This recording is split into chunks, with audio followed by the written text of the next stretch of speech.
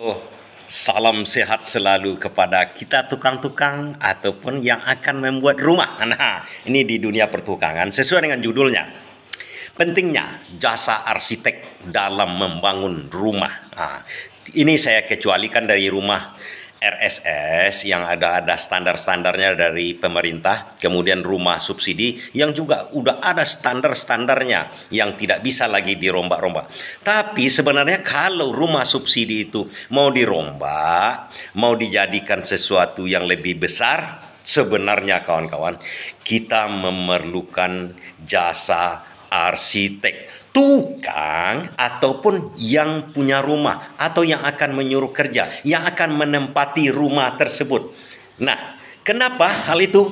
Inilah yang akan kita coba bahas hari ini tentang pentingnya jasa arsitek itu dalam kehidupan sehari-hari untuk pembangunan bagi yang punya rumah ataupun tukang yang akan mengerjakan. Itu sangat penting kawan-kawan. Sebelum kita membahas lebih jauh, kawan-kawan yang udah ada di lapangan pernah nggak mengalami, baik yang punya rumah, yang telah membangun rumah, selesai rumahnya ada merasa tidak puas, ada yang merasa kurang, ada yang merasa tidak enak aja. Rumah mewah, bagus, dan mentereng begitu, tapi merasa yang punya rumah tidak enak aja. Nanti rombak lagi, rombak sana, rombak sini lagi, nggak ada rasa enaknya. Selidik punya selidik, kawan-kawan, kebanyakan begitu. Itu karena rumahnya dari awal tidak memakai jasa konsultan arsitek.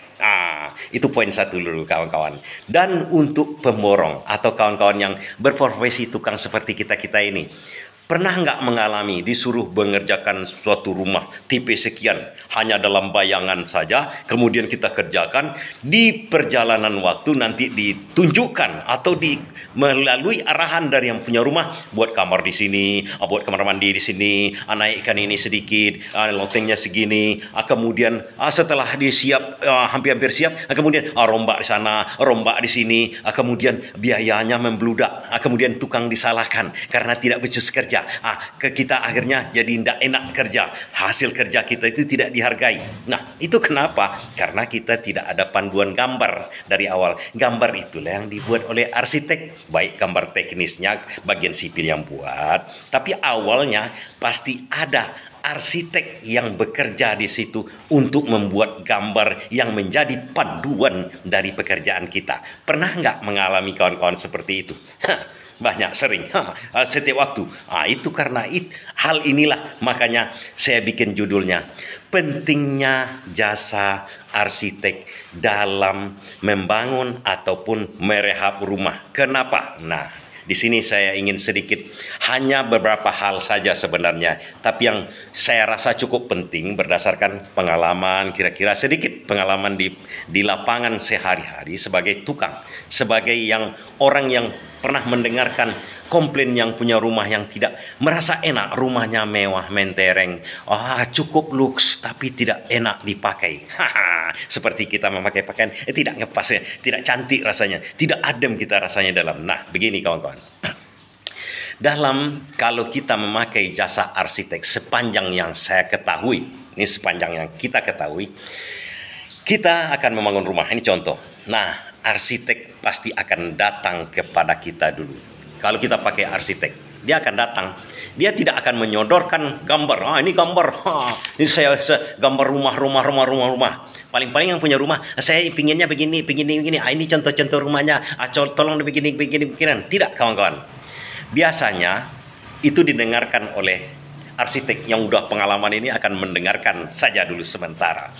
Kemudian setelah diambilnya keinginan, berapa besar keinginan, berapa luas rumahnya yang diinginkan oleh yang punya rumah, kemudian di mana rumah itu didirikan, kemudian berapa orang yang akan tinggal di rumah tersebut, kemudian apa kira-kira sosialisasi masyarakat di situ dengan yang punya rumah. Dan apa kepentingan sebenarnya yang penting oleh yang punya rumah. Maksudnya begini kawan-kawan.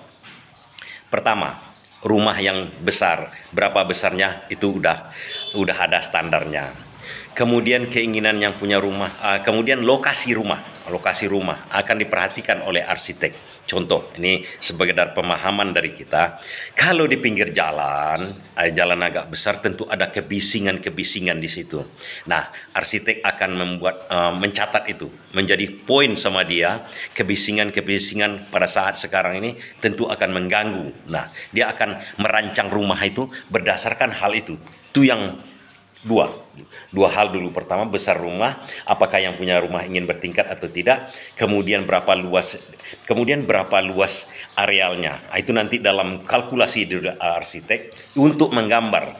Kemudian menghadap kemana rumah tersebut, apakah menghadap ke timur, ke barat, ke selatan, ke utara. Biasanya arsitek akan mengetahui kalau di daerah tropis, kita kalau di sore hari akan dipapar oleh matahari sore. Nah, di situ dia akan membuat suatu gambar rumah itu agar mengurangi paparan sinar matahari sore, atau ada angin laut dan macam-macam. Itu dalam pikiran arsitek. Nah, kemudian sosialisasi, berapa orang keluarganya, apakah dia berkeluarga besar sekali, banyak yang akan bertamu, datang berkunjung untuk suasana lega di situ. Itu jadi pertimbangan juga oleh arsitek.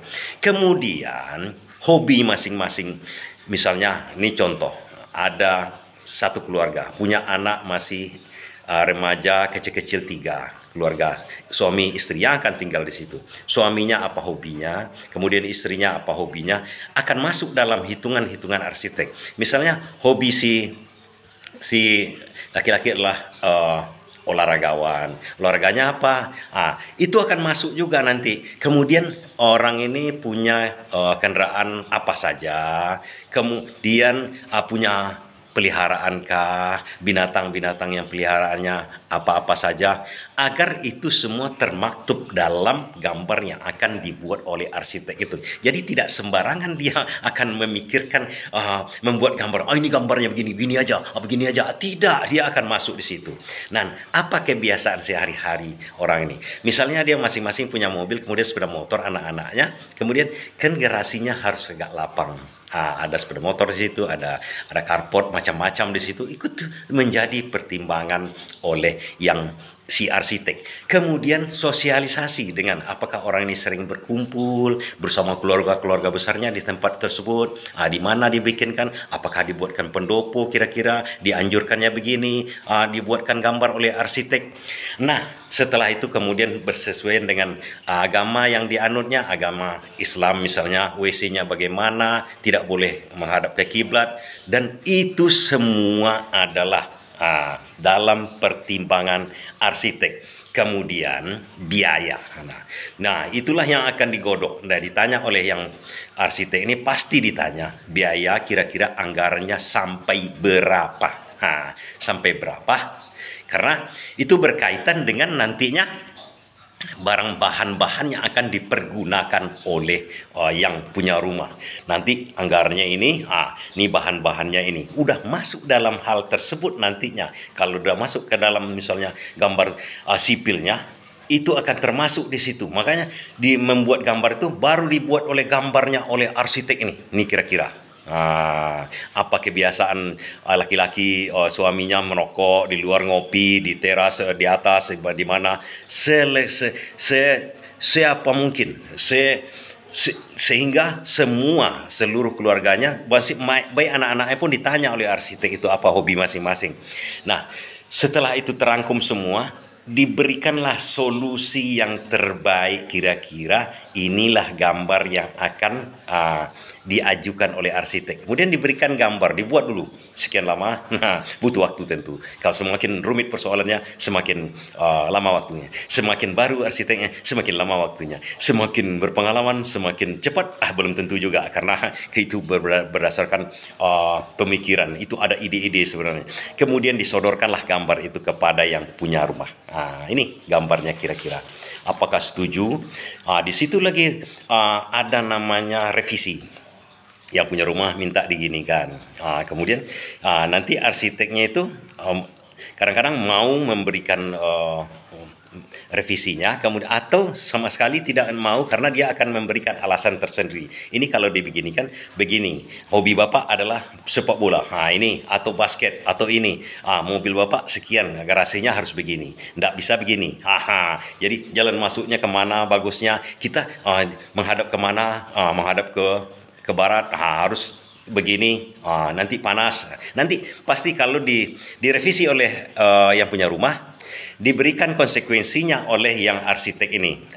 Ini kalau diginikan Pak, ini panas nanti rumahnya karena paparan dinding, langsung dinding dari barat itu menghantam cahaya ke dinding rumah sehingga rumah ini panas. Makanya kalau kita tidak memakai jasa arsitek, tiba-tiba rumah mewah tapi kepanasan kita dalam panas, memang suhunya panas. Itu maksudnya itu. Jadi kemudian kalau kita ini pintunya kita tidak buat seperti ini, Pak katanya kan dia minta tukar misalnya yang punya rumah, pintunya begini aja, begini aja. Kalau ini digini kan angin kan rata-rata angin di Indonesia. Di Indonesia atau di daerah tertentu kan dari sini Pak. Supaya lega angin itu, jangan terlalu banyak, sirkulasi udara bagus. Pintunya di sini bagusnya. Ruangan ke sininya bagusnya begini. Dan Bapak dan Ibu suka bersosialisasi di sini. Itu diberikan semua kawan-kawan. Jadi kemudian kalau yang punya rumah ini taat kepada gambar, kemudian dibuatlah gambar teknis oleh biasanya teknik sipil. Ini masuk kita ke pembangunan misalnya. Makanya ini penting. Kalau ini udah ditaati, artinya, singkat ke cerita, kalau itu ditaati, rata-rata pasien, konsumen puas. Kalau rumahnya udah siap nanti. Nah, dari segi pemborong atau kontraktor, ada gambar enak, hadap kemana, spesifiknya bagus, biaya tidak akan membengkak.